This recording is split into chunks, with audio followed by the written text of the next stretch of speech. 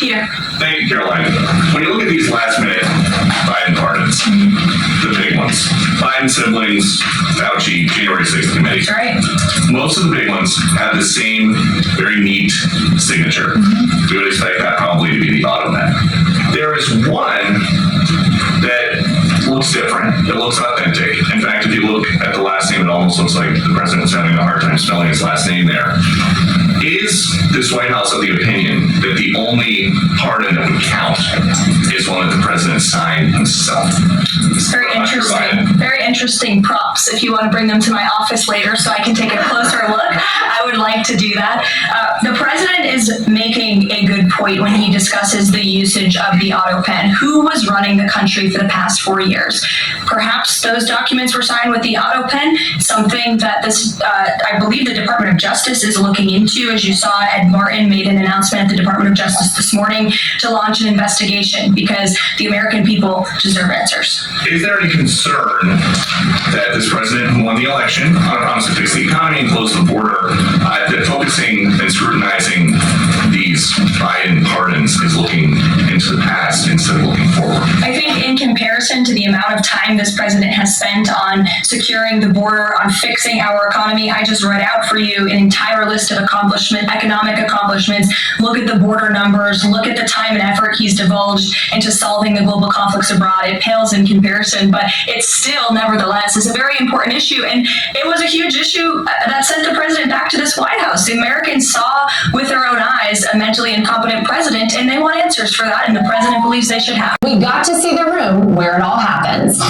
Okay, here we are. This is it. This is where it all goes down. Yes. Wow. This is the briefing room. It's smaller than it appears on TV, actually. It definitely is smaller. Yeah. And then when you pack a whole bunch of press in here, it gets a lot smaller. Yeah, well, I can imagine coming up here for the first time. Yeah. Having interned, having been through all that's happened in the past year, the first briefing, that must have been a moment to look out here. It definitely was a moment, seeing just a sea of people who want to make me look bad. And it's just me, myself, and I up here.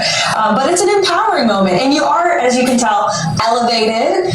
You are the leader of the orchestra. And you're in charge and just calling on, the people you want to go to. And I have my staff who sit here, and I can feel their positive energy when I'm up here, like nodding their heads when I say good things. So that really helps to have them, in here with me. But, it's a lot of fun. This is where the fun happens in here. And you guys have expanded this for influencers. Yes. And where are they sitting? Are they in these chairs as well? So they're right here in this first seat, which has always been reserved for staff. We're working on a plaque for them to kind of give them some dignity that they deserve. But that's the new media seat. So every briefing we've invited an influencer, a podcaster, an independent journalist who works for a news organization, a legitimate news organization that is not represented by these seats here, which brings a more positive tone and I think a more realistic tone with that first question. They ask things that I think people at home actually care about, which kind of sets the scene for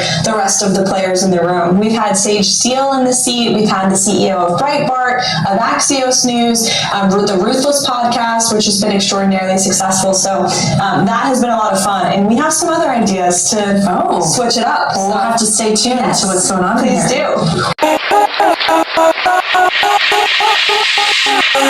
do.